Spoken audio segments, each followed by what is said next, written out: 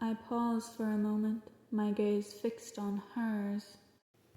And you speak of the illusion that they've created, the facade of normalcy that keeps the majority of the world trapped and obedient. Yes, I know all too well what you speak of, Miss Nighthope.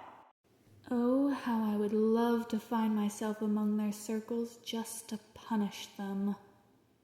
Sonoria mused with a dark wistfulness, leaning back in her seat to fold her arms, clad in puffy black lace, her chocolate eyes darting away with a dark satisfaction before a hint of disappointment crept into her gentle features.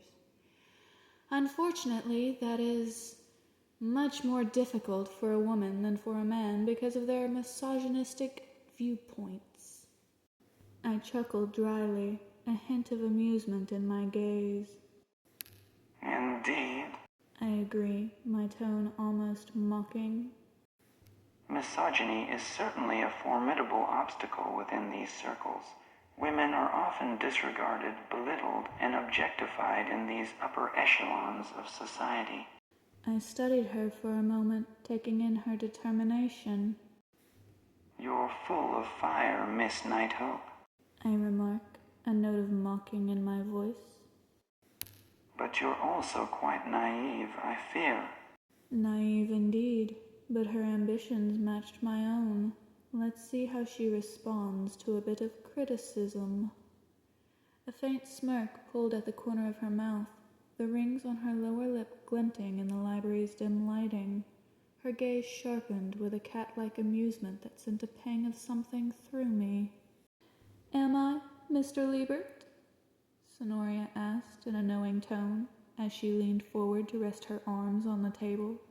"Or am I just good at playing naive innocence? See, getting into their circles as a woman would require degrading oneself, something I am not willing to do. I'm too prideful to allow myself to be treated as a mere plaything for such depraved pleasure. Moreover, I come from the lower class. I can't just impress my way in with intelligence. No, I'd have to catch their eye with beauty and seduction. Unfortunately, I can't simply walk into the areas they frequent. As a stranger, I'd be thrown out in a heartbeat. And these men do not often find themselves in the areas of the lower class. There are many barriers, I'm afraid, and the opportunity simply hasn't presented itself yet." She hadn't reacted the way I'd expected at all. I had expected her to deflate, to react with disappointment or anger, but Sonoria had surprised me. Impressive. My cool demeanor wavered slightly at her words, a flicker of genuine surprise crossing my face. I hadn't expected this level of understanding and manipulation from this woman, and it intrigued me more than I'd care to admit. You've given it considerable thought, I remark, my tone now slightly more intrigued than mocking. and you seem to have a keen understanding of the challenges you would face. I regard her with calculating eyes, studying her intently. You're not quite as naive as I originally thought, Miss Nighthope. I am and I'm not. Call it a paradox. Sonoria gave a thoughtful half-shrug, folding her hands upon the table. Her demeanor had shifted, becoming less warm and friendly, now more calculating and cat-like instead. Who was this woman? She was like a chameleon, hiding such calculating darkness behind such an almost genuine warmth and kindness. A paradox, him. I quirk an eyebrow, intrigued by her sudden change in demeanor. I lean back in my seat, studying her with renewed interest. You're a fascinating woman, Miss Nighthope. I remark, my voice taking on a slightly mocking tone once more. One moment you're warm and kind, the next you're sharp and calculating. Tell me, which is your real personality? Her smile grew with a knowing amusement that only intrigued me more. "All of them, Mr. Liebert." Sonoria chuckled knowingly, a gleam in her chocolate eyes as she adjusted her glasses and sat up in the chair. "All of my many faces are real and genuine." All of her faces were genuine? How could that be? Is that so? My gaze narrows slightly, the corners of my mouth curling up into a mocking smile. I was thoroughly intrigued now, my curiosity piqued by her response. You're telling me that you're somehow able to switch between them all so naturally, seamlessly even. I muse, a hint of disbelief in my tone. That's quite a claim, Miss Nighthope, one that I find a tad difficult to believe. There was something in her gaze that told me she understood her abilities far more than she was letting on, as if she was keeping some kind of secret. Well, I'm not asking you to believe me, Mr. Liebert. Sonoria chuckled warmly, that friendliness returning to her demeanor. How did she switch so seamlessly between demeanors? It was as if she was morphing into a different person in each moment. The proof is in the pudding, no? You seem like a man able to read just about anyone, and yet you had no idea I could hold such darkness until it surfaced. You believed me to be naive, wishful even, and I'm sure you thought me innocent when I first approached so shy and sheepish. How was I able to disguise myself so easily, fooling even you, unless those were genuine faces, She had a point.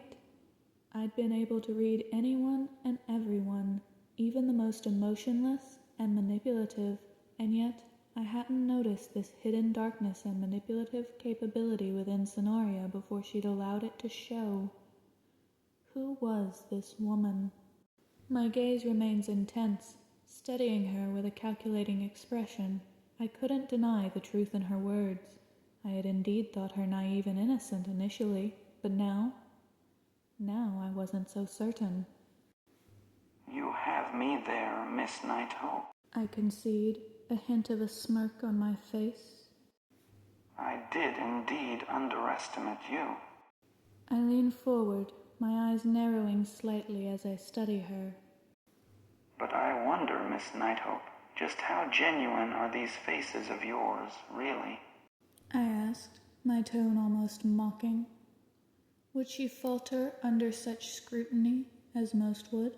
Or would this Sonoria turn out to be a formidable woman? I couldn't help feeling a pang of excitement at the thought of finally having met an equal. But I pushed the feeling aside. It wasn't possible for me to have an equal. No one could possibly understand my perspective. No one. More genuine than you might think, Mr. Liebert. Sonoria replies slowly, that cat-like glimmer returning to her chocolate eyes as she adjusted her glasses, pushing them into place with a smooth movement. But enough about me and my many faces. I take it you're a student here at the university? May I ask what it is you're studying? She paused, a glimmer in her eyes that almost seemed as if she already knew the answer somehow. But that was impossible. And why? My expression remains cool and composed as I lean back in my seat again, my gaze fixed on her face. I studied her carefully, my mind working quickly behind my cold eyes. I note the glimmer in her eyes and the subtle change in her tone. I'm almost certain that she was testing me, trying to gauge my own depth of knowledge and intelligence, but I got the sense that there was something she was hiding. Yes, I am a student here. I reply, my tone almost nonchalant. I'm studying law. I pause for a moment, studying her face for any visible reaction. And as for why do you ask? Sonoria's gaze remained warm and calculated with that cat-like knowing in her eyes. A faint smirk tugged at her lips as she leaned back in the seat across from me, giving me a casual half-shrug. Call it curiosity. She paused with a low chuckle that came out under her breath before leaning forward to rest an elbow on the table, her chin in her hand. I don't imagine you'd be joining the governing forces with the disdain you seem to hold for the corruption of society. So why law, if I may ask?